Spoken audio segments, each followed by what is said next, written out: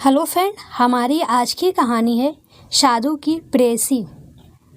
कहावत है, जब दिल आया गधी पर तो परी क्या चीज़ है। इस कहावत को रजनी ने चरितार्थ किया था। उसकी नज़रें एक साधु से लड़ गई।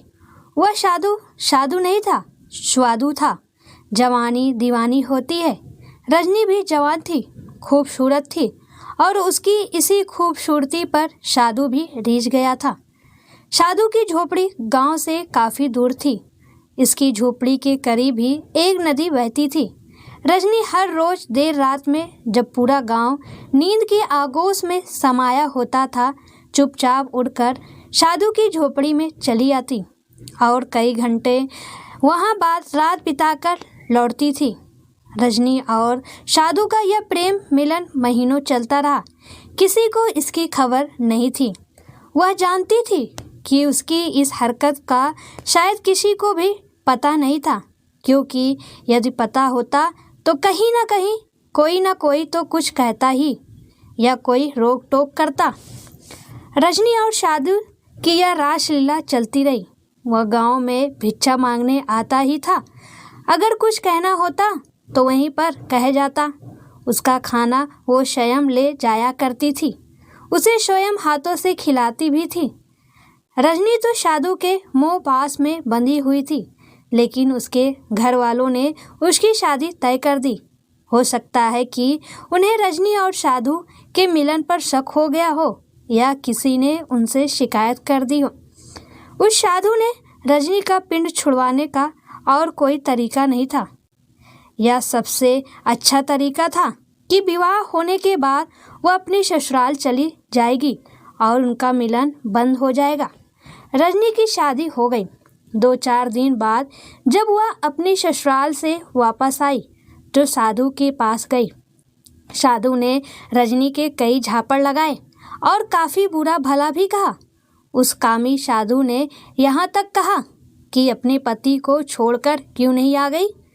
जैसे तैसे रजनी ने अपने प्रेमी को खुश किया। मर्द प्रिया चरित के आगे तो मात ही खा जाता है। वो भी खा गया। रजनी का फिर वही क्रम चालू हो गया। कुछ दिनों बाद उसकी ससुराल से उसका पति उसे विदा कराने आ गया।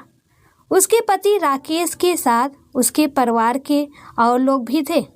1-2 शायद उसके मित्र भी थे। रात में काफ़ी देर तक खाने पीने का क्रम चलता रहा। रजनी को रात में 12 बजे के बाद समय मिला। तब वह अपने प्रेमी का खाना लेकर चल दी। जब वह घर से बाहर जा रही थी, उस समय उसका पति राकेश जाग गया था। उसने जब किसी के अर्धरात्रि के समय में जाते देखा तो उसे आश्चर्य हुआ और वो भी उठकर उसके पीछे पीछे चल दिया। रजनी काफ़ी तेज चलती रही। उस साधु की झोपड़ी पर पहुंची। रजनी ने खाना रख दिया। तू अब तक कहाँ थी? मैं भूखा मर रहा हूँ। तेरी राह देखते देखते मेरी आंखें भी पथरा गई। देर हो जाने की वजह से साधु रजनी को तेज स्वर में डांटने लगा। शंकर, रजनी ने कहा, आज मेरी ससुराल वाले मुझे लिवाने आए हैं, इस वजह से देर हो गई है। साधु ने उसके 2-3 झापड़ और रसीद किए और कहा, तू तो चली जाएगी, उसके बाद मेरा क्या होगा? शंकर, बोल क्या बात है? उसने कहा, मेरे अंदर ज्वाला धड़क रही है। तुम फिक्र क्यों कर रहे हो शंकर? रजनी ने कहा, मैं जल्द ही वापस आ जाऊंगी। तुम कल मत जाना। शंकर ने कहा, परसों चली जाना। तुम्हारे बिना मैं कैसे रहूँगा? फिक्र न करो। रजनी ने कहा, यदि संभव हुआ तो मैं कल रुक जाऊंगी और उसके बाद यदि मैं ज़्यादा दिन तक ना आ पाई तो तुम वहाँ आ जाना। मैं किसी न किसी बहाने तुमसे मिलने आती रहूँगी।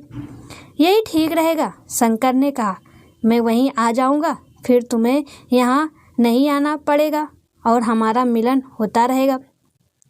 राकेश झोपड़ी के पीछे खड़ा हुआ सब सुन रहा था, सब देख रहा था। उसकी आंखों में खून उतर आया था।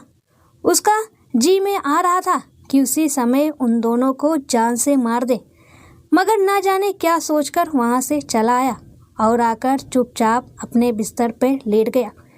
दूसरे दिन राकेश ने जानबूझकर जाने का प्रोग्राम कैंसिल कर दिया। यह जानकर कि जाने का प्रोग्राम कैंसिल हो गया, रजनी बहुत प्रसन्न हुई, लेकिन उसने अपनी प्रसन्नता पति पर या घर के किसी अन्य सदस्य पर जाहिर नहीं की। भोजन करने के बाद राकेश चुपचाप वहाँ से चला गया। वह वहाँ से तेज तेज चलता हुआ उस शादी की झोपड़ी पर आया। उसने वहाँ जाकर साधु के 2 टुकड़े कर डाले और फिर वह वहीं पर खड़े एक पेड़ पर चढ़ गया। वह अपने आप को पत्तों में छुपाए हुए था। करीब 1 घंटे बाद उसकी पत्नी रजनी वहाँ आ गई। वह एक हाथ में थाल में शंकर के लिए भोजन लिए हुई थी। उसने दुल्हन की तरह श्रृंगार कर रखा था। रजनी शंकर की झोपड़ी में पहुंची। उसने वहां जाकर शंकर के 2 टुकड़े देखे। शंकर की यह हालत देखकर रजनी की जो हालत हुई वह देखने लायक थी। उसने वहीं पास में पड़ा हुआ गड़ासा उठा लिया था और नदी किनारे पर इधर से उधर तक दौड़ती फिर रही थी। निश्चित था कि यदि शंकर का कत्ल करने वाला उसे मिल जाता तो वह उसके टुकड़े टुकड़े कर डालती। प्रेम और विरह की अग्नि ने उसके तन बदन में आग लगा रखी थी। उसने नदी के किनारे पर इधर से उधर कई चक्कर काटे और जब कोई नजर न आया तो गड़ासे को वहीं पर डालकर लकड़ियां इकट्ठा करने लगी। कुछ लकड़ियां तो उसकी झोपड़ी में थी, कुछ और लकड़ी इकट्ठा की और फिर उसके सिर को धड़ से जोड़कर उसने झोपड़ी का भूस नीचे गिराया और धुएं की आग से उसमें आग लगा दी। शंकर की चिता जलने लगी। जब चिता खूब धू धू कर जलने लगी तो वह थके से कदमों से अपने घर की ओर चल दी। उसके जाने के बाद राकेश पेड़ से नीचे उतरा और वापस चल दिया। वह आकर अपने बिस्तर पर लेट गया। कुछ देर बाद नींद ने उसे अपनी आगोश में ले लिया। रजनी भी आकर अपनी चरपाई पर लेट गई। वह पूरी रात 1 मिनट को भी न सो सकी। वह अपने प्रेमी साधु शंकर की याद में पूरी रात आंसू बहाती रही। सुबह उठकर प्रतिदिन के आवश्यक कार्यों से निवृत्त होकर तैयार हो गई अपने ससुराल जाने के लिए। यह सत्य है कि नारी का हृदय भी सागर की तरह विशाल और गहरा होता है। उसमें न जाने क्या क्या समा जाता है। सुबह उसके चेहरे पर रात की घटना की जरा सी भी परछाई नहीं थी। चेहरे पर किसी तरह की कोई सिकन नहीं थी। राकेश ने भी कमाल का काम किया था। उसने रात को घटना की किसी से कोई जिक्र नहीं किया था। वह अपनी पत्नी को विदा कराकर ले आया था।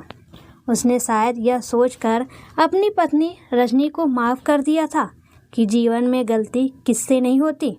गलती को यदि माफ़ न किया जाए तो गलती करने वाला गलती और भी करता चला जाता है।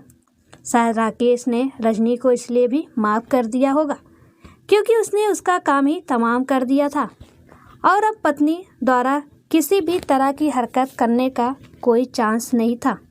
दोस्तों, मर्द कितने दरिया दिल और क्षमा करने वाले होते हैं।